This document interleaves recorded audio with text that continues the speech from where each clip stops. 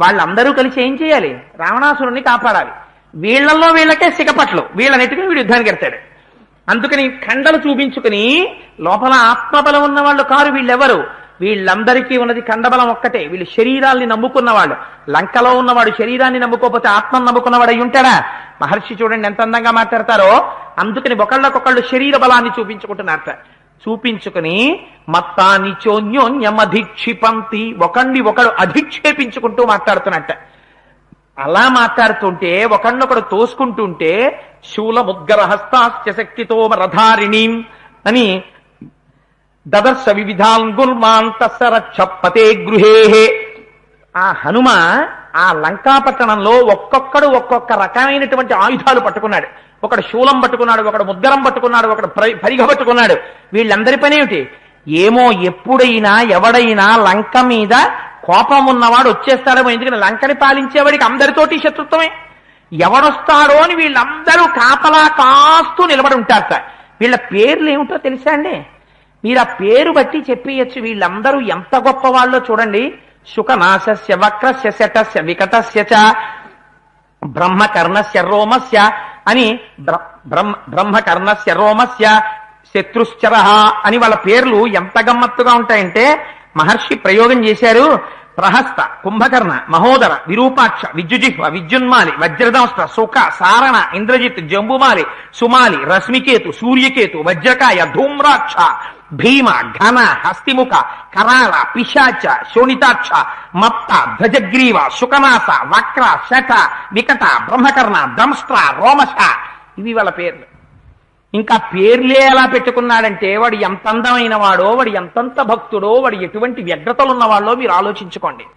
ఇలాంటి రాక్షసులందరూ అక్కడ ఉన్నారట. ఆ రాక్షసుల యొక్క గృహాలన్నిటిలోకి వెళ్ళి చూశారు స్వామి. చూస్తే నూపురముల యొక్క ధనులు అవుతున్నాయిట. పగటిపూటంతా కోపాలతో ఉన్నటువంటి స్త్రీలు రాత్రి అయ్యేటప్పటికీ భర్తల మీద కోపాలు విడిచిపెట్టారట. ఆ కాళ్ళకి పెట్టుకున్నటువంటి నూపురముల యొక్క ధనులు వినపడుతున్నాయిట. భర్తతో కలిసి ఆనందాన్ని పొందుతున్నారట. ఇటువంటి స్త్రీలనందరినీ చూశారట. స్వామి అనుకుంటారు, మా అమ్మ సీతమ్మ ఇలా ఉండదు. ఆవిడ ఎలా ఉంటుందో తెలుసా?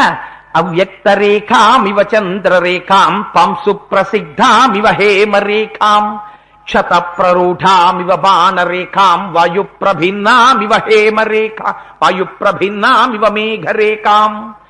ఎంతంత శ్లోకాలు వేశారండి మహర్షి, అంత అందం తీసుకొచ్చి పెట్టేశారు.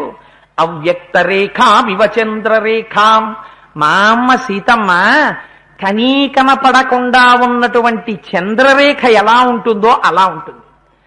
అవ్యక్త రేఖామివ చంద్రరేఖాం పంసు ప్రసిద్ధామివ హేమరేఖాం. ఆవిడ సహజంగా బంగారు తీగ, మట్టి పట్టిన బంగారు తీగ ఎలా ఉంటుందో అలా ఉంటుంది. క్షత ప్రరూఢామివ బాణరేఖాం, బాణం వచ్చి కొట్టుకుంటే ములుకు లోపల ఉండిపోతే గాయపు దెబ్బ బాధ ఎలా ఉంటుందో అలా ఉంటుంది. ఆవిడ వాయుప్రభిన్నామివ మేఘరేఖాం, వాయువు చేత కొట్టబడిన మేఘంలా ఉంటుంది. ఇవి మనస్సు చేత మాత్రమే మీరు ఊహించాలి. గమ్మత్తు ఏమిటో తెలుసా అండి? ఇందులో అమ్మవారి యొక్క స్వరూపం ఏమిటో బయట పెట్టేశారు స్వామి హనుమ. పిచ్చవాడు తెలియక సీతమ్మని తెచ్చాడు. ఆవిడ అయోనిజ, మహాపతివ్రత. ఆవిడ స్వరూపం ఏమిటి సీతమ్మ అంటే? అవ్యక్త రేఖామివ చంద్రరేఖాం. మీరు ప్రయత్నపూర్వకంగా చూస్తే తప్ప ఆవిడ దర్శనం అవ్వదు. ఎందుకని? ఆవిడ శుక్లపక్షంలో తదియనాడు చంద్రుడు ఎలా ఉంటాడో అలా ఉంటుంది. అందుకని మీరు ధ్యానం బాగా చేసి ధ్యానం చేస్తే మాత్రమే ఆవిడ దర్శనం అవుతుంది. అందుకని అంత తొందరగా ఏం సీతమ్మ దర్శనం అవ్వదు. 2 అవ్యక్త రేఖామివ చంద్రరేఖాం పంసు ప్రసిద్ధామివ హేమరేఖాం. ఆవిడ సహజంగా బంగారు తీగ. ఎందుకని? తాం అగ్నివర్ణాం తపసాజ్వలంతీం వైరోచనీం కర్మ ఫలేషు జుష్టాం. అగ్నిహోత్రంలోంచి పుటం పెట్టి బైకి తీయబడినటువంటి ఎర్రటి బంగారం ఎలా ఉంటుందో అటువంటి అమ్మవారు ఆవిడే. అటువంటి అమ్మవారు, అటువంటి పరాభట్టారిక స్వరూపం ఇవాళ సృష్టికర్త బ్రహ్మరూపి గోప్త్రి గోవిందరూపిణి సంహారిణి రుద్రరూపాతిరోధాన కరీశ్వరి. ఆవిడ సృష్టి చేసి బ్రహ్మతత్వాన్ని పొందింది, స్థితి చేసి విష్ణుతత్వాన్ని పొందింది, లయం చేసి రుద్రతత్వాన్ని పొందింది. అసలు ఏ గుణాలు లేని తల్లి ఇవాళ కొత్తగా గుణాలు అలవరుచుకుంది. అందుకని ఇవాళ జగన్మాత మా అమ్మ అలా ఉంటుంది. ఆవిడ క్షత ప్రరూఢామివ బాణరేఖాం, బాణపు ములుకు లోపలుండిపోతే బాధ ఎలా ఉంటుందో అలా ఉంటుంది. ఆవిడ వీరారాధ్య, వీరులంటే వేదాంతులు, జ్ఞానులు, జ్ఞానుల చేత ఆరాధింపబడేటటువంటి స్వరూపమై ఉంటుంది. అందుకని అటువంటి తల్లి జగన్మాతగా నాకు దర్శనమివ్వాలి మా అమ్మ, వీళ్ళలా తుచ్చమైనటువంటి గ్రామ్య సుఖాలను అనుభవించదు మా అమ్మ అని అమ్మని ప్రార్థన చేస్తున్నారట. ప్రార్థన చేస్తూ ఆ లంకా పట్టణాన్ని అంతటినీ వెతుకుతూ రావణాసురుడి యొక్క ప్రాసాదం దగ్గరికి వెళ్ళారు. ఉత్తమం రాక్షసావాసం హనుమాన్ అవలోకయన్ అససాసాద లక్ష్మీవాన్ రాక్షసేంద్ర నివేశనం. అది రాక్షసేంద్రుడైనటువంటి రావణాసురుడు ఉండేటటువంటి అంతఃపురం. దానికి కక్షలుంటాయి. మొట్టమొదటి కక్ష, రెండో కక్ష, మూడో కక్ష, నాలుగో కక్ష, అలాగా. బయట కొంతమంది గుర్రాల మీద కాపలా కాస్తుంటారు, పహరాహుషార్ పహరాహుషార్ అంటూను. మళ్ళీ వెనకాల కక్షలో కొంతమంది ఏనుగుల మీద తిరుగుతుంటారు. ఆ వెనక కక్షలో కొంతమంది విచ్చుకత్తులు పట్టుకు తిరుగుతుంటారు. ఆ వెనక కక్షలో ప్రభువు నిద్ర లేవగానే ఒంటికి రాసుకోవడానికి కొంతమంది చందనం తీస్తుంటారు. ఆ వెనక కక్షలో ఆయన ధరించడానికి పుష్పమాలలు కడుతుంటారు. ఆ వెనక కక్షలో ఆయనకి బాగా నిద్ర పట్టడానికి వీణ లాంటి వాద్య పరికరాల మీద సన్నటి సంగీతాన్ని వాయిస్తూ ఉంటారు. లోపలికి వెడుతున్న కొద్దీ నిశ్శబ్దంగా ఉంటుంది. ఎందుకని? రావణుడు పడుకుని ఉంటాడు, బయట అంత అల్లరిగా ఉంటుంది. అందుకని ఇంకా అందరూ నిద్రపోలేదు, కొంచెం సేపు ఆగి మళ్ళీ రావణాంతపురం దగ్గరికి వస్తాను అనుకున్నారట స్వామి. అనుకుని మళ్ళీ బయటికి వచ్చారు. మళ్ళీ బయటికి వచ్చి చూసేసరికి అక్కడ మళ్ళీ కొన్ని ఇళ్లకెళ్ళి చూశారు. వెళ్ళి చూస్తే అక్కడ కూడా అందరూ రాక్షసులే. అందరూ రాక్షసులు చేస్తున్నటువంటి పని గమ్మత్తైనటువంటి పని చేస్తున్నారు వాళ్ళు. ఏమిటా పని చేస్తున్నది అంటే లంకకి పూజ చేస్తున్నారట వాళ్ళు. లంకకి పూజ చెయ్యడం అంటే అదొక గమ్మత్తైనటువంటి విషయం. భేరీ మృదంగాభిరుతం శంఖఘోష నినాదితం నిత్యార్చితం పర్వహుతం పూజితం రాక్షసై సదా. శంఖాలు మోగిస్తున్నారు, భేరీలు మోగిస్తున్నారు, గంటలు మోగిస్తున్నారు. ఇన్ని మోగిస్తూ వాళ్ళు చేస్తున్నది లంకకి పూజ. ఏమిటి లంకకి పూజ అంటే? మనం కూడా చేస్తాం లంకకి పూజ. పూజా మందిరంలో కూర్చుని వాడు గట్టిగా అరగంట సేపు పూజ చెయ్యడు. పూజా మందిరంలో ఘంటానాదం వినపడదు, వాడు ఎప్పుడు గంట కొట్టడు. పూజా మందిరంలో వాడు ఎప్పుడూ శంఖ ఊదడు. పూజా మందిరంలో వాడు ఎప్పుడూ కంఠం ఎత్తి ఒక్క ప్రార్థన వాడు చెయ్యడు. కానీ ప్రార్థనలన్నీ ఎక్కడ వినపడతాయో తెలుసా మీకు? ఒక అద్దం, దాని ముందు స్టూలు ఉంటుంది, దాని పక్కన ఉంటుంది ఒక పెద్ద కేసు, అందులోంచి తీస్తాడు. తీసి fair and lovely, naturally fair, vaseline రకరకాలు తీసి ఇలా ఇలా రాసుకుంటాడు, ఇలా ఇలా రాసుకుంటాడు. గులాబీ రంగు పౌడరు, తెల్లటి పౌడరు, అన్ని పౌడర్లు రాసుకుంటాడు. ఇంత డాబు చేసుకుంటాడు. అదేదో సీసా తెస్తాడు, ఇలా అంటాడు, ఇలా అంటాడు, ఒంటికి కొట్టుకుంటాడు, నా అల్లరి చేస్తాడు, గుండీలు పెట్టుకుంటాడు, కర్పూరపు ఉండలేసుకుంటాడు. మళ్ళీ ఏదో చందనం వాసన సువాసన సన్నగా వచ్చే చిన్న సీసా ఇలా దూత్తో రాసుకుని కనపడకుండా ఇలా ఇలా ఇలా అదంతా రాసుకుంటాడు. ఎంత అల్లరో! లంకకి చేసే పూజ కాదు ఇదంతా. ఇదంతా లంకకి చేసే పూజే, శరీరానికి చేసే పూజే. ఎంతంత అరుపులో! భోజనానికి వచ్చినప్పుడు చూడాలి అరుపులు, ఎంతంత అరుపులో! పొరపాటున ఎవరైనా వడ్డన చేసేటప్పుడు వాడు ఇంకా కూర తిందామనుకుని ఉండగా పులుసు పోశారనుకోండి, ప్రళయం వచ్చేసినట్టే. వాడు ఎంతంత కేకలేసేస్తాడో! శ్రద్ధంతా భోజనం దగ్గర, టిఫిన్ దగ్గరే. పూజా మందిరంలో కానీ, పూజ విషయంలో కానీ, ఓ భగవత్ సంబంధమైన విషయం వినడంలో కానీ వాడికి అది ఉండదు. బెడ్రూము, ఆఫీస్ రూము, వాడి టాయిలెట్ రూము, ఇలాంటివన్నీ మాత్రం ఎంత అందంగా ఉంటాయో. అందుకని ఇదే భేరీ మృదంగాభిరుతం శంఖఘోష నినాదితం నిత్యార్చితం పర్వహుతం పూజితం రాక్షసై సదా. ఇటువంటి రాక్షసుల ఇళ్లన్నీ వెతికి స్వామి మెల్లగా రావణాసురుని యొక్క అంతఃపురంలోకి ప్రవేశించారు. అక్కడ ఉన్న ఇళ్ళు చూసి హనుమంతటి వారు ముక్కు మీద వేలేసుకుని అన్నారు, ఇది ఇంద్రపురా, గంధర్వనగరమా? పొరపాటున నేను కానీ స్వర్గలోకానికి వచ్చానా? ఇది లంకాపట్టణమేనా? అసలు ఇంద్రుడికి ఎన్ని భోగాలుంటాయో, యమధర్మరాజు గారికి ఎన్ని భోగాలుంటాయో, అన్ని భోగాలు ఈ లంకాపట్టణంలో కనిపిస్తున్నాయి ఏమిట్రా? ఒక కిటికీ ఎలా ఉంటుందో తెలుసా అండి? సవేష్మజాలం బలవాన్ దదర్శ వ్యసక్త వైఢూర్య సువర్ణజాలం యథా మహత్సా వృషిమేఘజాలం విద్యుచ్చిన్నద్దం సవిహంగజాలం. ఒక్క కిటికీ ఉండాలంటే రావణాసురుడు పడుకున్న బెడ్రూమ్ లో ఎలా ఉంటుందో తెలుసా? నల్లటి మబ్బు పట్టేసింది అనుకోండి, ఆ నల్లటి మబ్బు కింద ఒక కొంగల బారు అలా వెడుతోంది అనుకోండి, పక్షుల బారు కదిలి కదలకుండా. కొంగల బారు వెళ్ళడంలో మీకు ఒక గమ్మత్తు ఉంటుంది. అవి రెక్కలేమి ఇలా ఇలా ఆడిస్తూ వెళ్ళవు, ఎలా వెళ్ళిపోతున్నాయో అర్థం కాదు. బొమ్మలు వెళ్ళిపోయినట్టు ఇలా రెక్కలు పెట్టేసి అలా వెళ్ళిపోతుంటుంది బారంతా. ఆ నల్లటి మబ్బు మీద ఆ కొంగల బారు అలా రెక్కలు కదపకుండా వెళ్ళిపోతుంది అనుకోండి. మీరు బాల్కనీలో కూర్చుని అలా చూస్తున్నారనుకోండి, చాలా గమ్మత్తుగా ఉంటుంది. అలా వాడు వైఢూర్యాలతో కట్టబడినటువంటి దారముల యొక్క జిగినీరు పెట్టేట కిటికీలకి. అవి కదిలితే ఎలా ఉంటుందంటే, నల్లటి మబ్బు కింద కొంగలబారు పక్షులు కదిలితే ఎలా ఉంటుందో మెరుపులతో కూడిన మబ్బు కింద అలా ఉంటాయిట. అది చూడాలంటే హనుమ గురించి మహర్షి అన్నారు, సవేశ్వజాలం బలవాం దదర్శ అన్నారు. చాలా బలంతో చూశారట. అది చూడ్డానికి బలం ఎందుకండి? మీరు మీ ఇంటికి తీసుకెళ్లి చూడండి, కోటేశ్వరారు 70,000 పెట్టి చేయించానండి కిటికీ అని చూపించారనుకోండి. ఆ కిటికీ చూసి అబ్బా చాలా బాగుందండి కిటికీ అనడానికి బలం ఉండాలా? దానికి బలం ఎందుకు? రేపు న్యూరోబియాన్ ఇంజెక్షన్ చేయించుకొస్తానండి, అప్పుడు చూపిద్దరు కానీ మీ ఇంట్లో కిటికీ అంటామా? అది చూడ్డానికి ఎవడు బలం అనగడం. మరి మహర్షి బలం అన్నం ఎందుకు? భగవత్ సంబంధంలో ఉండాలనుకున్న వాడికి బాహ్యమునందు భోగములను చూసినప్పుడు ఆ భోగము మీద మనస్సు నిలబడిపోకుండా ఉండాలంటే తిరస్కరిస్తూ చూడగలగాలి. దానికి బలం ఉండాలి. దానితో తాదాత్మ్యం పొందడానికి బలం ఎందుకు?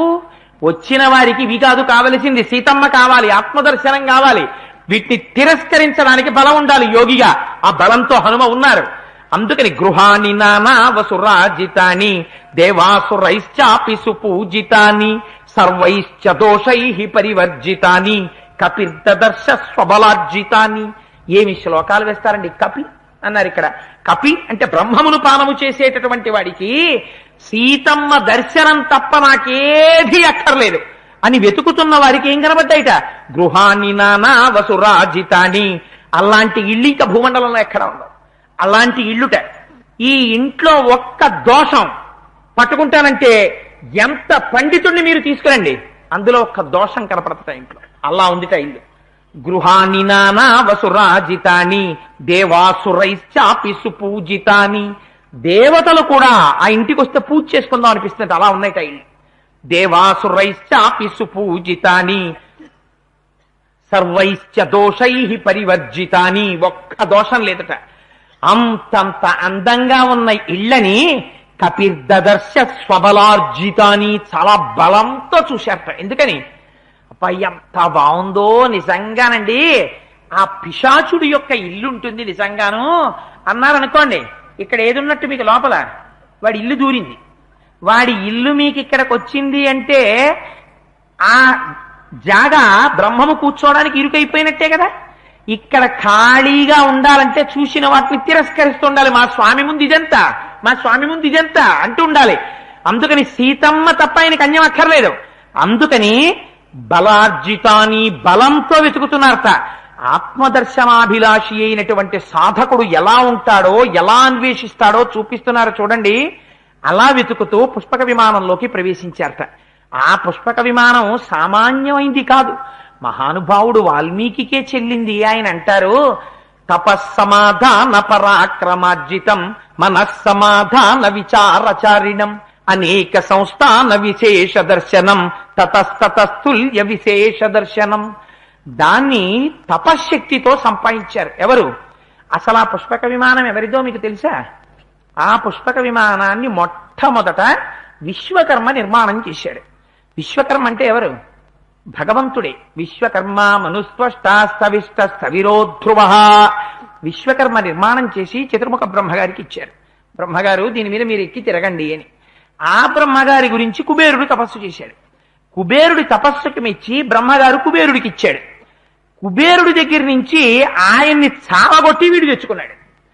ఆ పుష్పక విమానానికి ఉన్న గొప్ప శక్తి ఏమిటిట? పుష్పక విమానంలో మీరు కూర్చుంటే మనస్సమాధాయ విచారచారిణం. అందులో కూర్చుని ఒక్కసారి అలా మానస సరోవరానికి ఎడదాం అనిపించింది అనుకోండి, అంతే. మీరు కళ్ళు తెరిచేటప్పటికి అది మానస సరోవరంలో ఉంటుంది. ఇంకా గమ్మత్తు ఏమిటో తెలుసా అండి? మానస సరోవరానికి ఏదో తీసుకెళ్లిపోయి ఇలా తలుపులన్నీ వేసి ఒక్క పెట్టుతూ తీసుకెళ్లిపోవడం కాదు. దాన్ని దంతంతో చెక్కి ఉంటుందిట, వజ్రవైఢూర్యాలతో నగిషీలు పెట్టుంటాయిట. అందులో సరోవరాలుంటాయి, అందులో పద్మాలుంటాయి, అందులో కింజిల్కాలుంటాయి. ఉద్యానవనాలు ఉంటాయి, బ్రహ్మాండమైనటువంటి బంగారంతో చేయబడినటువంటి వేదికలు ఉంటాయి, కూర్చోడానికి ఆసనాలు ఉంటాయి, పడుకోవడానికి తల్పాలుంటాయి, విహరించడానికి ప్రదేశాలుంటాయి, పడుకోవడానికి బెడ్రూమ్ కూడా ఉంటుంది అందులో. ఇన్నింటితో ఇవాళ మనం విమానంలో వెళ్ళిపోతూ దేశాధినేత పత్రికా విలేకరుల సమావేశం విమానంలో కండక్ట్ చేశారంటే పిల్లలు పేపర్ చదివి తండ్రిని అడుగుతారు, అదే నాన్నగారు ప్రెస్ కాన్ఫరెన్స్ విమానంలో ఎలా పెడతారండి అని అడుగుతారు. ప్రధానమంత్రి గారు వెళ్లే విమానానికి ప్రత్యేక ఏర్పాట్లు ఉంటాయి అని మనం చెప్పుకుంటూ ఉంటాం కదా. అలా ఆ పుష్పక విమానంలో అన్ని ఏర్పాట్లు ఉంటాయి. ఎంతమంది ఎక్కండి, ఒకటికి చోటు ఉంటుంది.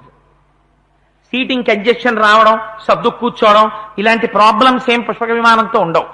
అలాంటి పుష్పక విమానాన్ని వాడు కుబేరుణ్ణి కొట్టి పట్టుకొచ్చి అది ఎక్కి తిరుగుతుంటాడు భూమండలం అంతా. ఎందుకు తిరుగుతాడు? ఎవడి దగ్గర ఇంకా ఏ మంచి వస్తువు ఉంటే అది అందులో పెట్టి తెచ్చుకుంటుంటాడు. సీతమ్మ తల్లిని అలాగే తీసుకొద్దామనే కదా వెళ్ళాడు వాడు, కానీ వెళ్ళినప్పుడు మాత్రం గాడిదల రథం ఎక్కి వెళ్ళాడు. అందుచేత అటువంటి పుష్పక విమానంలోకి ఎక్కారట స్వామి హనుమ. ఎక్కితే ఆయన కనపడినటువంటి సన్నివేశం ఏమిటో తెలుసా అండి?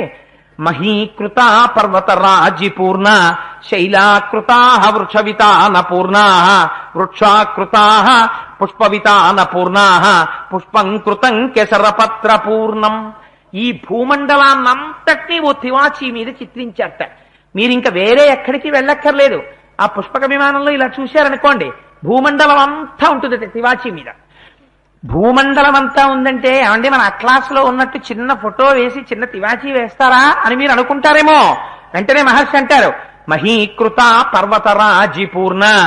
ఎన్ని పర్వతాలున్నాయో అన్ని పర్వతాలు చెక్కారట. పర్వతాలు ఒకటే కాదుట, శైలాకృతా వృక్షవితానపూర్ణా. ఏ పర్వతం మీద ఎన్ని చెట్లున్నాయో అన్ని చెట్లు చెక్కారట. చెట్లే కాదుట, వృక్షాకృతా పుష్పవితానపూర్ణా. ఆ చెట్లు కింద ఎన్ని పువ్వులు ఉన్నాయో అన్ని పువ్వులు చెక్కారట. ఆ పువ్వులు కాదుట, పుష్పాకృతా కేసరపత్రపూర్ణా. అందులో ఉన్న కేసరములు కూడా చెక్కారట. అంటే ఈ భూమండలంలో ఉన్న సమస్తం అక్కడ ఉంటుంది. అంటే అది మరొక భూదేవి యొక్క స్వరూపం. అంత అందంగా ఆ పుష్పక విమానంలో ఉండేటటువంటి ఏర్పాటు ఉంది. అందులోకి చూసి ఇంతటి స్వామి హనుమ తెల్లబోయి ముక్కున వేలేసుకున్నారు. ఏమిరా ఈ పుష్పక విమానం, ఈ డాబేమిటి, ఈ సొబగేమిటి అని.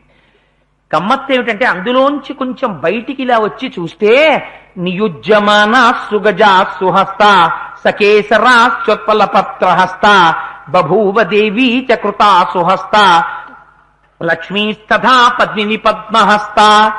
లక్ష్మీదేవి ఇలా కూర్చుని పద్మాననే పద్మవూరు పద్మాక్షి పద్మ సంభవేని అమ్మవారు పద్మంలో పద్మాసనం వేసుకుని కూర్చున్నట్టుగా 4 భుజాలతో ఉంటుంది. ఉంటే 2 ఏనుగులు బంగారు కలశములను రెండింటిని పట్టుకొచ్చి అమ్మవారి మించి ఆ పద్మలతో అభిషేకింపబడినటువంటి అమ్మవారి మీద ఈ పద్మపు రేకులు పడుతుంటాయిట. అలాంటి లక్ష్మీదేవి యొక్క మూర్తి అక్కడ ఉందిట. దీన్ని వాడు ప్రతిరోజు అక్కడ నమస్కారం చెయ్యాలి లక్ష్మీదేవికి. ఎందుకని మరి వాడికి ఐశ్వర్యం కావాలిగా, నమస్కారం చేస్తాడు.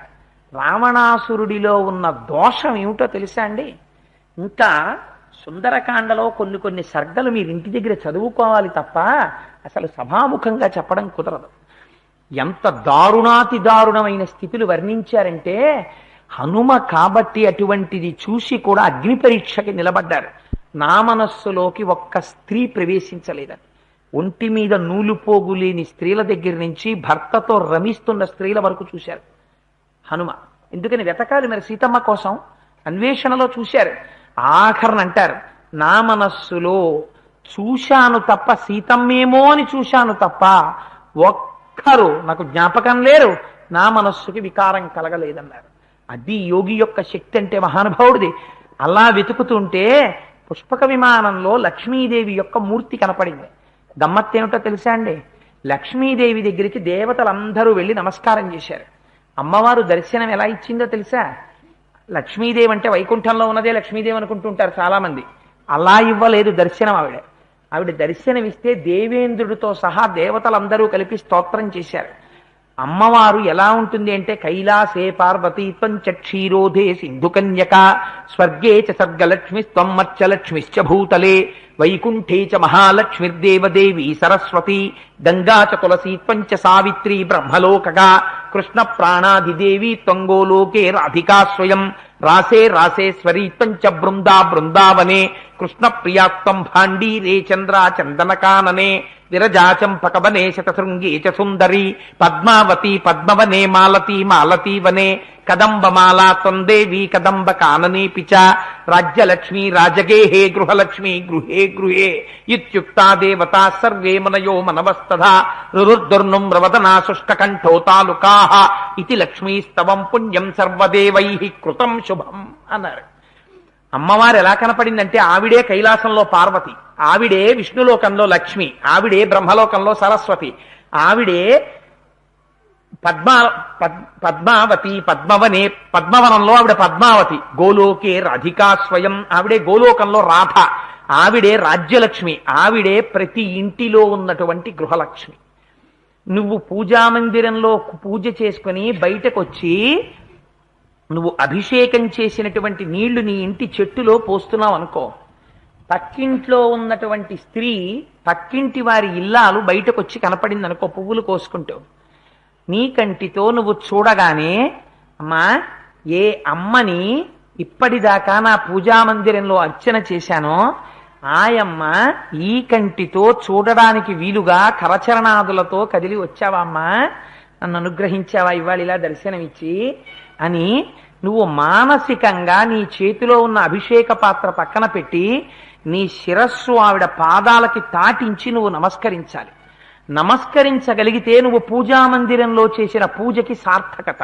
అక్కడ నువ్వు 3 గంటలు పూజ చేసి బయటికి వచ్చి నీ పక్కనున్నటువంటి ఇంటిలో ఉన్న గృహిణిని వెర్రి చూపు చూస్తే ఆ చూపు చేత నీ ఆయుర్దాయం నశించిపోతుంది. ఎందుకని ఆవిడ లక్ష్మి అమ్మవారు. ఇక్కడ నువ్వు ఎవరిని కొలిచావో ఆవిడే కరచరణాదులతో అక్కడుంది. అటువంటి స్త్రీ పట్ల జాగరూకత వాడికి లేదు. వాడు ఇక్కడ పూజ చేస్తాడు, వేదం చెప్తాడు, వాడు ఘన జటా చెప్తాడు, సంధ్యావందనం చేస్తాడు, ఎవరైనా స్త్రీ కనపడితే అనుభవించే ప్రయత్నం చేస్తాడు. ఆస్తిక్య బుద్ధి ఎక్కడుంది? తను ఏది చదివాడో తను ఏది చెప్తున్నాడో దాన్ని ఆచరణలో పెట్టడంలో దాని యందు సమర్థత లేదు. తాను ఏది చెయ్యాలనుకున్నారో దాన్ని ఆచరణలో పెట్టడంలో తేడా రాని వారు హనుమ. తాను ఏం చదువుకున్నాడో దాన్ని ఆచరణలో పెట్టని వాడు రావణాసురుడు. ఇద్దరికీ వేదముల యందు వేదాంత సంబంధమైన విషయములు ఇద్దరికీ తెలిసి ఉండవచ్చు, కానీ ఆచరణ ఉన్నవారు హనుమ, లేనివాడు రావణుడు. అందుకే హనుమని చూస్తే రావణుడు భయపడతాడు, రావణుణ్ణి చూస్తే హనుమ భయపడరు. ఇదే తేడా.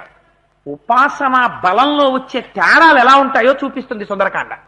ఇద్దరికీ జ్ఞానం ఉండొచ్చు, ఇద్దరికీ అన్నీ తెలియచ్చు, కానీ ఒకరిని చూస్తే ఒకరు భయపడతారు. ఎందుకు భయపడతారంటే ఈయనకి కేవలం ఈశ్వరుడి మీద నమ్మకం. వాడు ఈశ్వరుడి గురించి చెబుతాడు, కానీ వాడికి ఈశ్వరుడు యందు ఆ విశ్వాసం బుద్ధి యందు లేదు. లేకపోవడం చేత ఈయన ముందు ఆయన నిలబడలేడు. అంతే తేడా. అదే రావణాసురుడు హనుమ ముందు నిలబడలేడు. ఇదే అందంగా చెప్పడానికి పుష్పక విమానంలో లక్ష్మీదేవి యొక్క మూర్తి ఉంది. ఆవిడికి నమస్కారం చేస్తాడు. అశోకవనానికి వెళ్ళి సీతమ్మ తల్లిని మాత్రం చూడరాని చూపు చూస్తాడు. ఏమిటి ప్రయోజనం? నిలబడిందా ఆయుర్దాయం? నిలబడిందా యశస్సు? నిలబడ్డారా బంధువులు? నిలబడ్డారా తన భార్యా బిడ్డలు? ఎవ్వరూ నిలబడలేదు. ఎవ్వరిని నిలబెట్టలేకపోయింది ఆ పూజ. కాబట్టి పూజ అంటే ఏమిటో తెలుసుకో. పూజ చేస్తే ఒక్కొక్క మెట్టు నువ్వు పైకెక్కుతూ ఉండాలి, మరింత మరింత నీ తల వినయంతో దిగుతూ ఉండాలి, పరమభక్తితో నువ్వు నిలబడగలగాలి. సుందరకాండ మనకి నేర్పుతుంది ఉపాసనలో. అందుకని అటువంటి పరిస్థితిని చూశారట.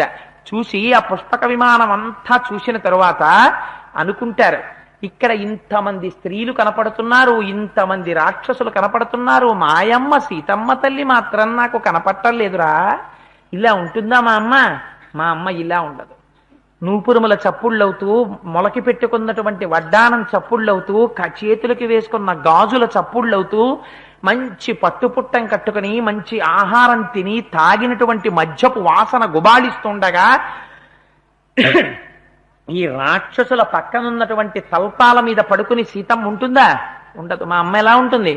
ఉష్ణార్థితాం సానుసృతాస్రకంఠీం పురావరార్హోత్తమ నిష్కంఠీం సుజాత పక్ష్మామభిరక్ష కంఠీం వనీ ప్రవృత్తామివ నీలకంఠీం. ఇది వాల్మీకి మహర్షికి చెందింది శ్లోకం. నాకు అనిపిస్తుంది నిజంగా సుందరకాండలో ఈ ఒక్క శ్లోకం చదువుతున్నప్పుడు మానసికమైన దర్శనం చేస్తే చాలు, వాడి పాపాలు పటాపంచలైపోతాయి. ఎటువంటి స్వరూపం చెప్పారో చూడండి. ఒక స్త్రీ గురించి ఎప్పుడైనా ఆలోచించవలసి వస్తే పురుషుడి మనస్సులోకి ఎలా ఉండాలో అన్య స్త్రీ గురించి మాట్లాడితే హనుమ ఎలా మాట్లాడతారో చూడండి. ఉష్ణార్ధితాంసానుసృతాస్రకంఠీం. ఆయన చూశారా సీతమ్మని? చూడలేదు. మా అమ్మ రామచంద్రమూర్తి ఇల్లాలు. మా అమ్మ ఎలా ఉంటుందో తెలుసా? ఉష్ణార్ధితాంసానుసృతాస్రకంఠీం. కన్నుల వెంట వేడి నీరు కారిపోతుంటుంది. కారిపోయి చెంపల మించి కాల్వలు కట్టి ఈ వక్షస్థలం మీద పడిపోతుంటుంది. మా అయ్య రామచంద్రమూర్తి చేత కట్టబడినటువంటి దీర్ఘమైన మంగళసూత్రం మా అమ్మ కంఠంలో మెరుస్తూ ఉంటుంది. రావణాసురుడు చూస్తాడు సీతమ్మని, హనుమ చూస్తారు సీతమ్మని. హనుమ చూడకముందే సీతమ్మ గురించి ఎలా చూస్తారో, దిక్కుమాలిన రావణాసురుడు చూస్తే ఎలా చూస్తాడో, ఎలా మాట్లాడతాడో, నువ్వు రావణుడిలా బతకాలనుకుంటున్నావో హనుమలా బతకాలనుకుంటున్నావో నేనేం ప్రశ్న వెయ్యను. ఇద్దరి మనస్సులు ఎలా ఉంటాయో చెప్తాను. నువ్వు ఎవరి వెనకాల వెళ్ళి నిలబడాలనుకుంటున్నావో, నిలబడి బతకాలనుకుంటున్నావో, నిలబడి మరణించాలనుకుంటున్నావో నిర్ణయం నువ్వు చేసుకో. అంతే సుందరకాండ. అందుకే సుందరకాండ అయింది. ఇది సౌందర్యం. అందుకని ఎంత అందంగా చెప్తారో చూడండి. కన్నుల వెంట వేడి నీరు కారుతుంటుంది. మా అయ్య రాముడు కట్టినటువంటి దీర్ఘమైన మంగళసూత్రం ఉంటుంది. ఉష్ణార్ధితాంసానుసృతాస్రకంఠీం పురావరార్హోత్తమ నిష్కంఠీం సుజాత పక్ష్మామభిరక్త కంఠీం. మా అమ్మ యొక్క కన్నులకున్నటువంటి ఈ కన్ను వెంట్రుకలు నల్లగా దిట్టంగా ఉంటాయి, ఒత్తుగా ఉంటాయి. అమ్మ కన్నులు పరిపూర్ణమైనటువంటి ప్రేమని కురిపించేటటువంటి కన్నులతో వాత్సల్యమూర్తి అయి మా అమ్మ చూస్తూ ఉంటుంది. ఇంతటి దిక్కుమాల పని వీడు చేసినా మా అమ్మ కళ్ళల్లో కరుణ ప్రేమ తప్ప ఇంకొకటి ఉండవు. మా అమ్మ కళ్ళు అలా ఉంటాయి. సుజాత పక్ష్మామభిరక్త కంఠీం వనే ప్రవృత్తామివ నీలకంఠీం. వనంలో ఉన్నటువంటి నెమలిలా ఉంటుంది మా అమ్మ. ఆవిడ ఆగమ విపిన మయూరీం, వేదముల చేత ఆవిష్కరింపబడిన తల్లి. శృతి సీమంత సింధూరీకృత పాదాబ్జ ధూళిక. ఆ తల్లిని వీడు చెనకడమే, వీడు బతుకుతాడా? అటువంటి తల్లి మాయమ్మ. సీతమ్మ తల్లి దర్శనానికి ఎన్ని మాటలు ప్రార్థన చేస్తున్నారో చూడండి లోపల హనుమ అని. నా తల్లి అటువంటి తల్లిగా నాకు దర్శనమిచ్చుగాక అని నమస్కారం చేసుకుంటూ ఆ రావణాసురుని యొక్క పుష్పక విమానంలోకి వాడు పడుకున్నటువంటి ఆ శయనాగారంలోకి ప్రవేశిస్తున్నారు స్వామి. స్వామి ఎలా అపేక్షించారో రేపటి రోజున అలా దర్శనం అవుతుంది. అందున గమ్మత్తేమిటి? రేపు కూడా ద్వాదశి వెడితే నెక్స్ట్ వచ్చేది మళ్ళీ త్రయోదశి. ఇవాళ భీష్మేకాదశి, రేపు ద్వాదశి, శుక్లపక్షం, ఉత్తరాయణం. అందుకని రేపటి రోజున సిద్ధిసర్గ చెప్తాం గనక రేపు మనోవిజయం చేసి రావణుణ్ణి తిరస్కరించి సీతమ్మ తల్లి దర్శనాన్ని హనుమ పొందితే ఎలా ఉంటుందో, ఆత్మదర్శనం అంటే ఏమిటో రేపు సిద్ధిసర్గ కనుక, హనుమ సీతమ్మని చూసింది సిద్ధిసర్గ అవుతుంది కనుక రేపు ఆ దర్శనానికి సంబంధించినటువంటి విశేషాల్ని వివరిస్తాను. నిన్నటి రోజు మనం ప్రవచనం పూర్తి చేసేసరికి స్వామి హనుమ సీతమ్మ తల్లి యొక్క జాడని అన్వేషిస్తూ రావణాంతఃపురం సమీపానికి చేరుకున్నారు. ఆ పుష్పక విమానాన్నంతటినీ అన్వేషించారు. ఆ పుష్పక విమానం తాలూకా విశేషాన్ని వివరిస్తూ మహీకృత పర్వతరాజిపూర్ణా శైలాకృతా వృక్షవితానపూర్ణా వృక్షాకృతా పుష్పవితానపూర్ణా పుష్పం కృతం కేసరపత్రపూర్ణం. ఇంకంతకన్నా గొప్పది ప్రపంచంలో ఏముంటుంది? ఈ భూమండలం మీద ఎన్ని పర్వతాలున్నాయో అన్ని పర్వతాలు కూడా అక్కడ చెక్కబడ్డాయి. ప్రతి పర్వతం మీద ఉన్నటువంటి చెట్లు చెక్కబడ్డాయి, చెట్లకున్న పుష్పాలు చెక్కబడ్డాయి, పుష్పాలకున్నటువంటి కేసరములు చెక్కబడ్డాయి. అంత అందంగా ఉన్నటువంటి ఆ పుష్పక విమానంలోకి స్వామి హనుమ ప్రవేశించారు. నిన్నటి రోజున ఒక మాట చెప్పుకున్నాం. రావణుని యొక్క దుర్వృత్తికి మనకి సాక్ష్యంగా నిలబడేది అక్కడే ఉన్నటువంటి లక్ష్మీదేవి యొక్క మూర్తిని నమస్కారం చేస్తాడు. కానీ తెల్లవారుజామున నిద్ర లేవగానే సీతమ్మ తల్లి యందు కాముకుడై అశోకవనానికి వెడుతూ ఉంటాడు. ఎంత వేదం చదువుకున్నా, ఎంత తపస్సు చేసినా, ఎంత భక్తి కలిగినా, ఎంత పూజ చేసినా నడువడి లేనటువంటి వ్యక్తి రావణాసురుడు. నడువడి ఎప్పుడు భ్రష్టమైపోతుందో అప్పుడు మనిషి మానవత్వాన్ని వదిలిపెట్టేసినట్టే. దానివల్ల ప్రమాదకరమైనటువంటి పరిస్థితులు ఏర్పడతాయి. జ్ఞానము ఉండడం ఒకెత్తు, వేదం చదువుకోవడం ఒకెత్తు, ఉపనిషత్ సారం ఉండడం ఒకెత్తు. ఇన్ని ఉండడం ఒకెత్తు, దాన్ని ఆచరణలో పెట్టడం ఒకెత్తు. అనుష్ఠాన పర్యంతం లేనటువంటి విద్య ప్రమాదహేతు. ఎందుచేత అంటే పోతన గారు భాగవతంలో ఒక మాట అంటారు, జ్ఞాన కలునిలోని శరదయోలి. ప్రపంచం తొందరగా నమ్మేది ఎవరిని నమ్ముతుంది అంటే భగవత్ సంబంధం ఉన్నవాడినే తొందరగా నమ్ముతుంది. ఇప్పుడే వస్తూ వస్తూ కారులో మా దొరగారితో ప్రస్తావన చేసుకుంటూ వచ్చాం ఆ మాట. భగవత్ సంబంధం ఉన్నవాణ్ణి అందరూ నమ్ముతారు. స్త్రీ పురుషులు అందరూ కూడా వాడిని అన్నదమ్ముడిగా, లేకపోతే ఒక గురువుగా, ఒక తండ్రిగా, ఒక పినతండ్రిగా, ఒక పెదతండ్రిగా సంభావన చేసి తొందరగా ప్రపంచం విశ్వసిస్తుంది భగవంతుని యొక్క సంబంధం ఉన్నవాణ్ణి. వాడు కూడా అలాగే నిలబడాలి, వాడి నడువడి కూడా అలాగే ఉండాలి. అలా ఉండకపోతే దానివల్ల ప్రమాదం చాలా ఎక్కువగా ఉంటుంది. రావణాసురుడు వేదం చదువుకున్నాడు, రావణాసురుడు ఉపనిషత్తులు చదువుకున్నాడు, రావణాసురుడికి జ్ఞానం ఉంది, రావణాసురుడికి తపస్సు ఉంది. ఎన్ని ఉండి ఏం ప్రయోజనం? నడువడి మాత్రం ప్రమాదకరమైనటువంటి నడువడి. సుందరకాండకున్న గొప్పతనం అంతా అది. మన జీవితాల్ని తీర్చిదిద్దుతుంది సుందరకాండ. 2 పాత్రల్ని ఏకకాలమునందు అటు ఇటు నిలబెడతారు. నిలబెట్టడంలో అసలు రామచంద్రమూర్తి సుందరకాండలో కనపడరు, కానీ హనుమ చేత ఉపాసింపబడుతూ ఉంటారు. ఇటు రావణాసురుడు ప్రత్యక్షంగా కనపడుతూ ఉంటాడు, ఆయన వైభవం అంతా కనపడుతూ ఉంటుంది. నీవు చేసినటువంటి తపస్సు చేత కాలగమనంలో లుప్తమైపోయేటటువంటి ఇటువంటి వైభవానికి కట్టుబడతావో, లేకపోతే భగవంతుని యొక్క చరణారవిందములను నమ్ముకొని భక్తితో జీవితాన్ని గడపడానికి, రామచంద్రమూర్తిలా నడవడానికి, సత్యధర్మములను అనుష్ఠానము చేయడానికి ఇష్టపడతావో నిర్ణయించుకోమని సుందరకాండ మనకి చెప్తుంది. అందుకే సుందరకాండకి అటువంటి దీప్తి కలిగింది, అటువంటి ప్రకాశం ఏర్పడింది. సరే, ఆ లోపలికి ప్రవేశించారు. ప్రవేశిస్తే ఆ రావణాసురుడు పడుకునేటటువంటి ఆ శయనాగారంలోకి వెళ్ళారు. పెడితే అక్కడ ఒక గమ్మత్తైనటువంటి విషయాన్ని మహర్షి చెప్పారు.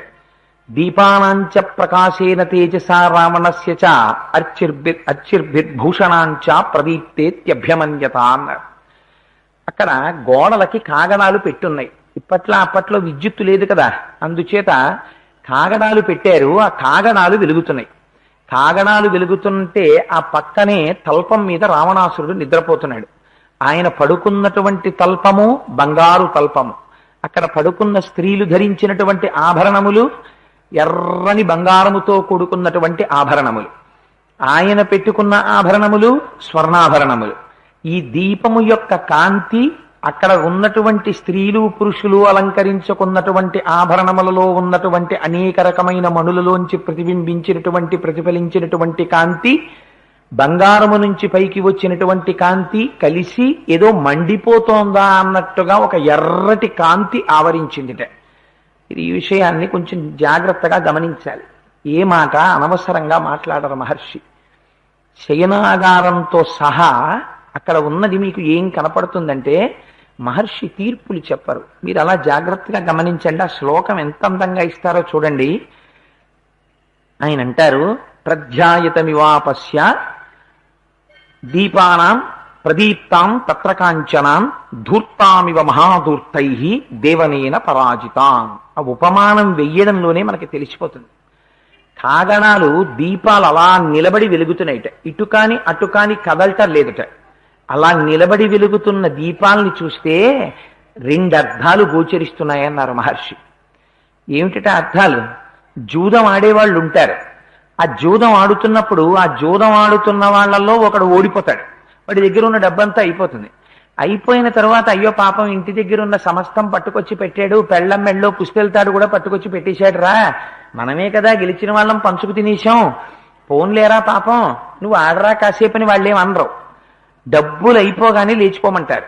లేచిపోమ్మన్న తర్వాత కూడా జూదానికి ఉన్నటువంటి గొప్పతనం ఏమిటంటే వాడు ఇంటికి వెళ్ళాడు. లేచిపోయి ఈ పక్కవాడు పట్టుకున్నటువంటి ముక్కల్లోకి అలా చూస్తూ ఉంటాడు. అలా గుడ్లప్పగించి చూస్తున్నటువంటి జూదర్ ఎలా ఉంటాడో ఆ నిలబడిపోయి వెలుగుతున్న దీపాలు అలా ఉన్నాయిట. కాదుట. మహర్షి అంటారు, ఎక్కడెక్కడ ఎటువంటి సంప్రదాయం ఉంటుందో, ఎక్కడెక్కడ ఎటువంటి పరిస్థితి ఉంటుందో దాన్ని బట్టి మీరు ఆ ఇంటి సంస్కారాన్ని నిర్ణయించేయచ్చు. ఆ ఇంట్లో ఉన్న మనుషుల యొక్క సంస్కారాన్ని మీరు నిర్ణయించేసేయచ్చు. ఎంత అందంగా మాట్లాడతారో చూడండి.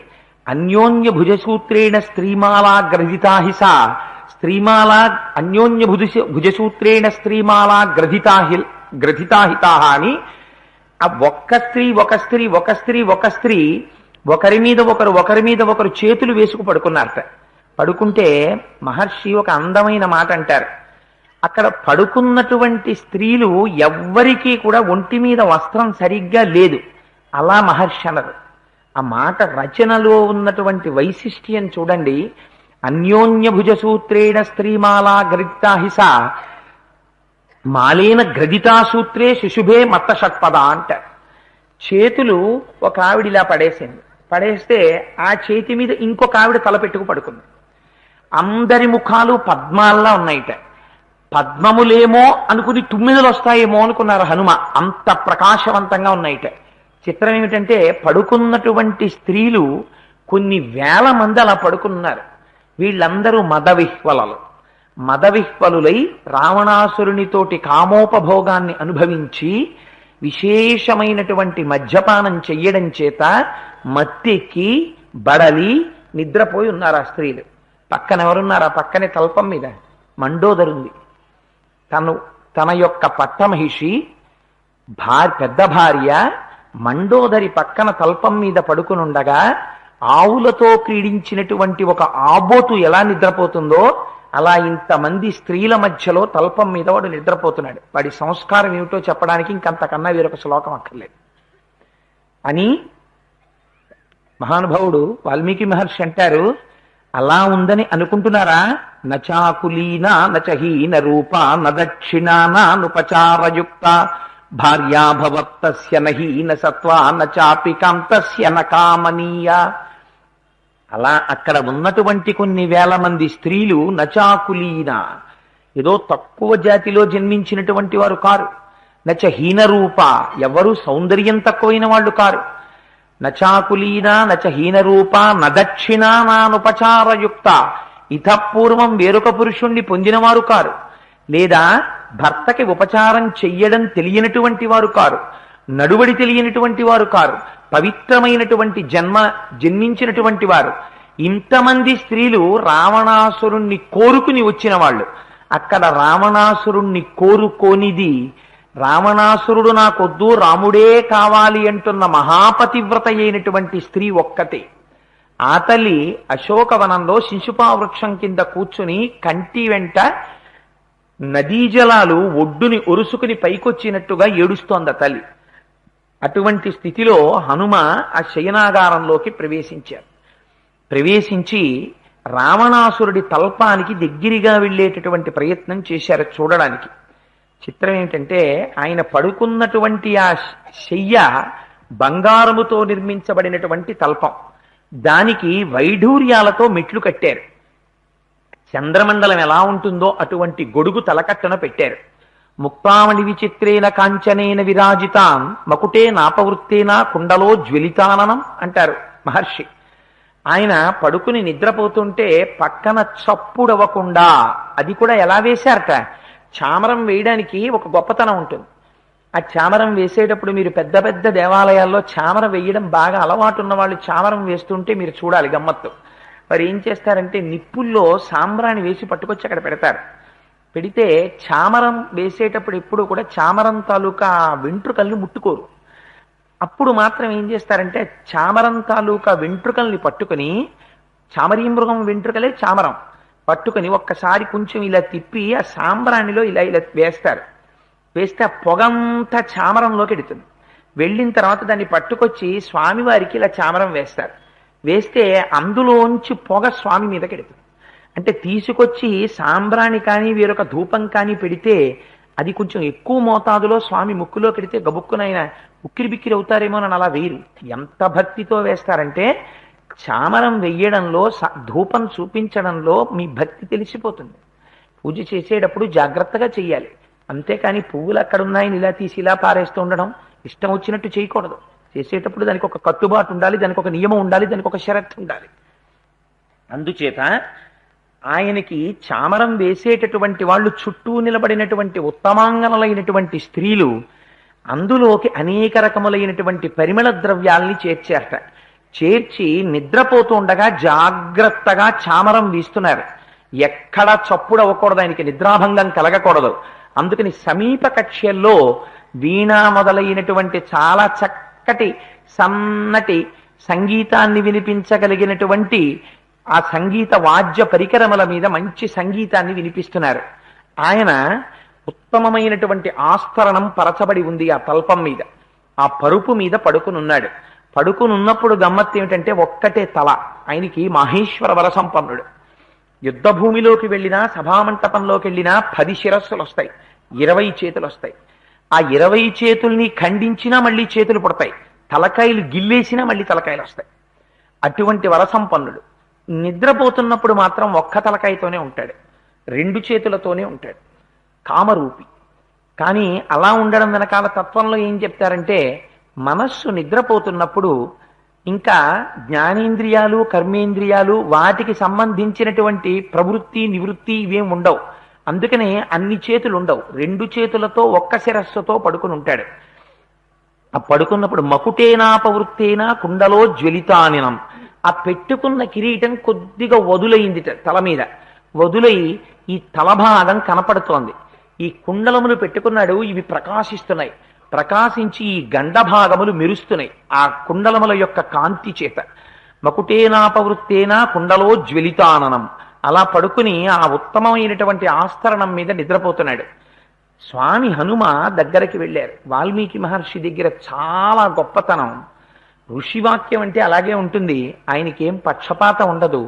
రామచంద్రమూర్తి కదా వెనకేసుకొద్దాం, హనుమ కదా వెనకేసుకొద్దాం, రావణుడు కదా మంచి అయినా చెడైనా నిందిద్దాం, ఇలా ఉండరు. ఏదో ఒక పాత్ర పట్టుకుంటే ఆ పాత్ర మీద మమకారంతో పాత్రలు మార్చే అలవాటు వాల్మీకి మహర్షికి లేదు. అందుకే రావణాసురుని యొక్క గొప్పతనం ఏమిటో చెప్పవలసినటువంటి అవసరం వస్తే నిర్దాక్షిణ్యంగా మాట్లాడతారు ఆయన గొప్పతనం గురించి. హనుమ అంతటి వారు నిద్రపోతున్న రావణాసురుని యొక్క తల్పం దగ్గరికి వెడితే వాడి యొక్క రోమకూపాల్లోంచి కొడుతోందట బ్రహ్మతేజస్సు. అంత తపస్సు వాడిది. సామాన్యమైన తపస్సు కాదు. అందులోంచి కొడుతున్నటువంటి తేజస్సు చేత తొలగదోయబడ్డారట హనుమ. అమ్మ బాబోయ్, దగ్గరికి వెళ్ళి చూడడమే అని విసిరేసినట్టుగా పక్కకి వెళ్ళిపోయారట. అంటే మీరు ఆలోచించండి, ఇంకా రావణాసురుడి తపశ్శక్తి ఎలా ఉంటుందో. దుర్వినియోగమైపోయినటువంటి తపస్సుని, సద్వినియోగమైన తపస్సుని రెండిటికి తేడా మీరు చూడాలంటే రావణుణ్ణి హనుమని ఇద్దరి పట్ల వాల్మీకి మహర్షి ప్రయోగించేటటువంటి శ్లోకాలని మీరు గమనించాలి. గమనిస్తే ఇద్దరికీ తేడా తెలుస్తుంది. అందుకని దగ్గరికి వెళ్ళడం కుదరదు అని చెప్పి దూరంగా తొలగి ఒక వేదిక మీద నిలబడి అక్కడి నుంచి చూస్తున్నారు.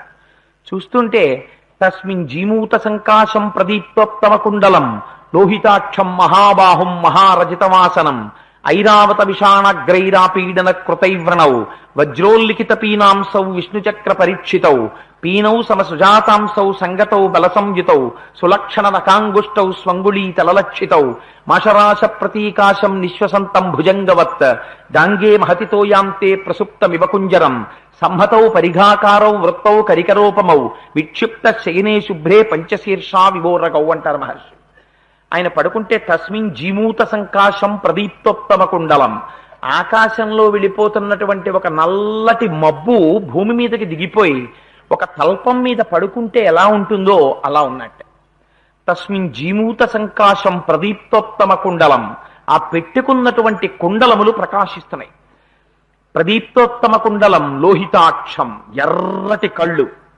ఆ అనుభవించినటువంటి ఆ సౌఖ్యము చేత, మదము చేత, తాగినటువంటి మద్యపానము చేత తిరుగుడుబడుతున్నటువంటి నేత్రములు, వాటిలోంచి ఎర్రటి కాంతి పైకొస్తోందట. అరమోట్పు కన్నులతో ఉన్నాడు. నిద్రపోతున్నప్పుడు కొంచెం కన్ను బయటికి కనపడుతోంది. అందుచేత ప్రదీప్తోత్తమ కుండలం లోహితాక్షం మహాబాహుం. ఆ చేతులు పెద్ద పెద్ద చేతులు. మహాబాహుం మహారజతవాసనం. ఉత్తమమైనటువంటి వస్త్రాన్ని ఒకదాన్ని కట్టుకున్నాడు. కట్టుకుని పడుకుని నిద్రపోతున్నాడు. ఐరావత విషాణగ్రైరాపీడన కృతైవ్రణౌ వజ్రోల్లిఖిత పీనాంసౌ విష్ణుచక్ర పరీక్షితౌ. ఐరావత విషాణాగ్రై అంటే దేవేంద్రుడు కూర్చునేటటువంటి ఐరావతం తన దంతముల చేత కుమ్మితే ఏర్పడినటువంటి గాయములు శరీరం మీద కనపడుతున్నాయి. ఎందుకని ఆభరణములు ఎక్కువగా పెట్టుకుని లేడు, నిద్రపోతున్నాడు. ఆ పైన ఉన్నటువంటి ఉత్తరీయాదులు లేవు, జారిపోతే కనపడుతున్నాయి. ఆ ఐరావతం కుమ్మేసినటువంటి గాయాలున్నాయి. విష్ణు చక్ర పరీక్షితవు, శ్రీ మహావిష్ణువు తన చక్రం పెట్టి కొట్టినప్పుడు ఏర్పడినటువంటి మచ్చలున్నాయి.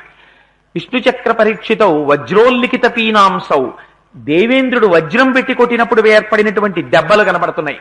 అలా పడుకుని నిద్రపోతున్నాడు. ఇక్కడ మీరొక్క విషయాన్ని జ్ఞాపకం చేసుకోవాలి. రావణుడు నిద్రపోతుంటే ఇది రావణాసురుని యొక్క గొప్పతనాన్ని సూచిస్తుంది, రావణాసురుని యొక్క భ్రష్టత్వాన్ని సూచిస్తుంది. ఎందుచేత రావణుడు గొప్ప తపస్వి.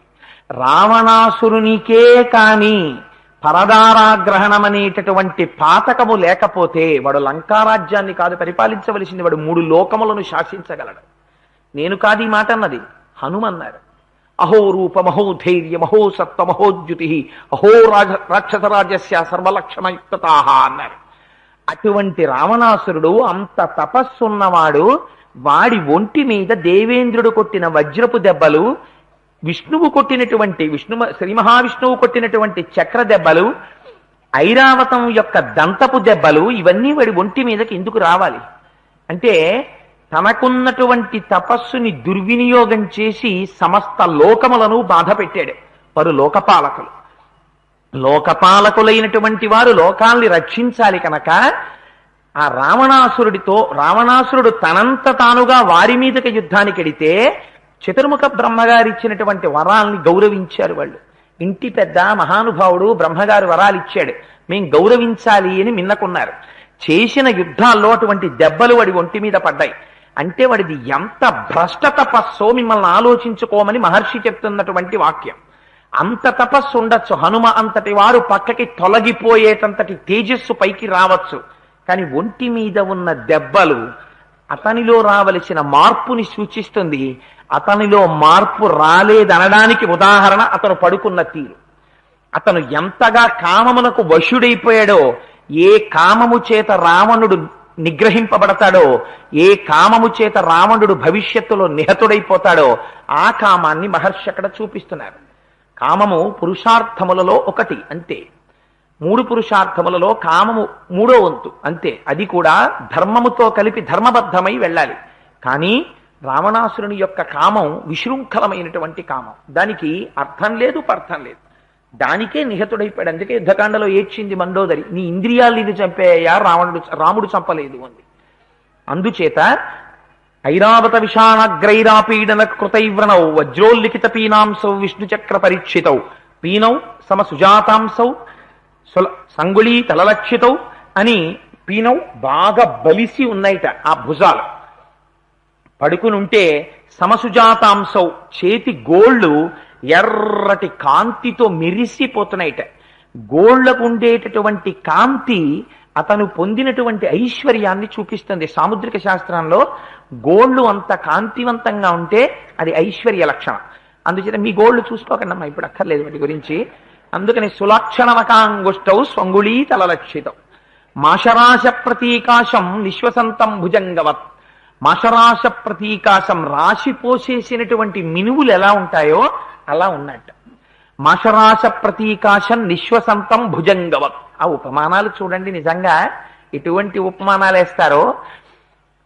నిశ్వసంతం భుజంగవత్, నిద్రపోతున్నటువంటి ఒక పెద్ద పాము. ఆ పాము మిమ్మల్ని చూడలేదు, అది నిద్రపోతోంది.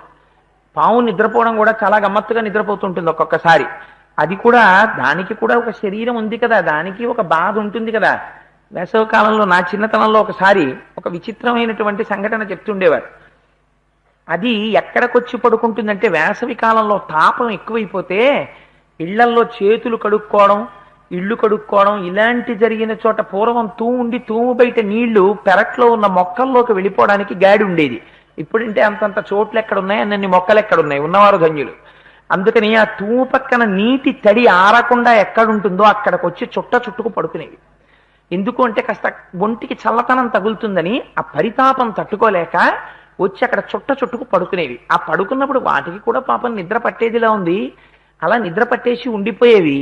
అంత గమ్మత్తుగాను పడుకుంటాయి ఆ పావులు. ఎందుకంటే మా ఇంట్లో ఒక సంఘటన జరిగింది. ఇప్పుడు నేను దాని గురించి పెద్ద వేదిక మీద ప్రస్తావన చేయదలుచుకోలేదు కాబట్టి నేను ఆ సంఘటన చెప్పట్లేదు. అంతలా గోధుమ త్రాచులు కూడా అలా పడుకుంటాయి వచ్చి. అలా పడుకున్నటువంటి పాము మిమ్మల్ని చూడకపోవచ్చు. మీరు ఆదమరుపుగా చేయి కడుక్కుందామని ఇలా వెళ్ళారు. వెళ్ళేసరికి ఆ పాము చుట్టుకుని పడుకునుంది. మీరు పావుని చూశారు. పావు మిమ్మల్ని చూసిందో లేదో చూడగలిగినంత శ్రద్ధ మీకేం ఉండదు. అప్పుడు పావు నన్ను చూస్తోందా చుట్టలేదా అని ఇలా వెళ్ళి చూస్తారేమిటది చుట్టుకు పడుకుంటే. అది బుస్సు మనలేదు, తలెత్తలేదు, పడగ విప్పలేదు, అంతే. మీరు వెనక్కి వెళ్ళిపోతారు ఇంట్లోకి. వెళ్ళిపోయి మెల్లిగా ఎవరినో పిలిచి చెప్తారు పావు పడుకుందని. అన్న తర్వాత వాళ్ళు బయటికి వెడతారు. వెళ్ళి చూసి వచ్చి అక్కడ ఏం లేదు కానీ పెద్ద చార పడింది, వెళ్ళిపోయిందిలా ఉంది అంటారు. వెళ్ళిపోయిందిలే అని చెప్పి మీరు హాయిగా నేల మీద చాపేసుకు పడుకుంటారా? మీరు పడుకోలేరు. ఎందుకు పడుకోలేరు? అది చూసిందో చూడలేదో అనుమానం ఉంటే చాలు మీకు భయమే. వాడు పడుకున్నాడు. వాడు పడుకున్నప్పుడు వాడిని చూసినా భయమే. ఒకవేళ వాడు కానీ చూశాడేమో అని. వాడు కానీ చూశాడా, చూపు అలాంటిది. అవతల వాళ్ళు ఏదుంటే అది ఎత్తుకుపోతాడు. అందుకని నిశ్వసంతం భుజంగవత్ గాంగే మహతితోయాంతే ప్రసుప్తమివ కుంజరం. ఎటువంటి ఉపమానాలు వేసేసారో చూడండి. అది గంగా నదిలో స్నానం చేసింది ఒక ఏనుగు. స్నానం చేసి అక్కడ ఉన్నటువంటి ఒక పెద్ద ఇసుక తిన్నె మీద పడుకుంది. మీరు కూడా గంగలో స్నానం చేద్దామని వెళ్ళారు. అదేదో నల్లరాళ్ళ గుట్ట అనుకున్నారు. పడవ దాటేసి దిగేసి గంగలో స్నానం చేసి వెనక్కి తిరిగి చూశారు. ఒక ఏనుగు స్నానం చేసి పడుకునుంది, పెద్ద ఏనుగు. మీరు చూశారు.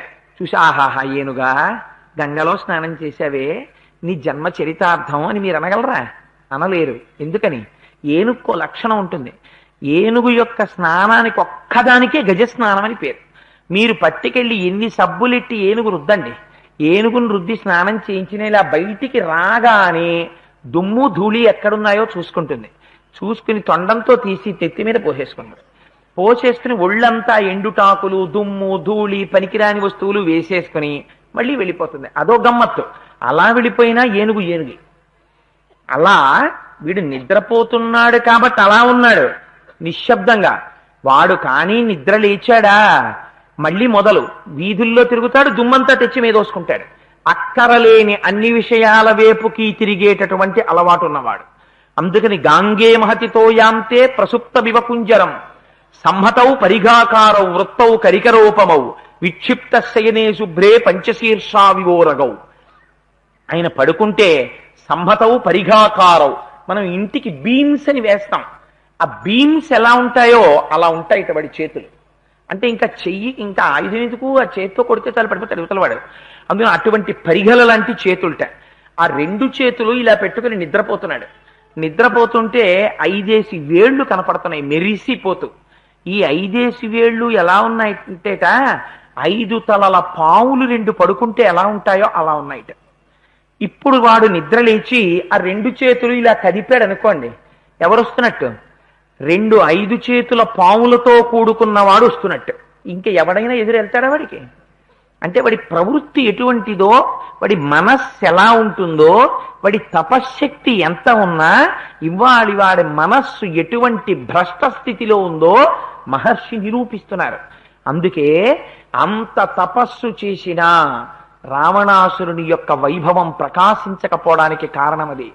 రావణాసురుడి యొక్క గొప్పతనం రావణాసురుడు అలా పడుకున్నట్ట అని వినడానికి కాదు సుందరకాండ.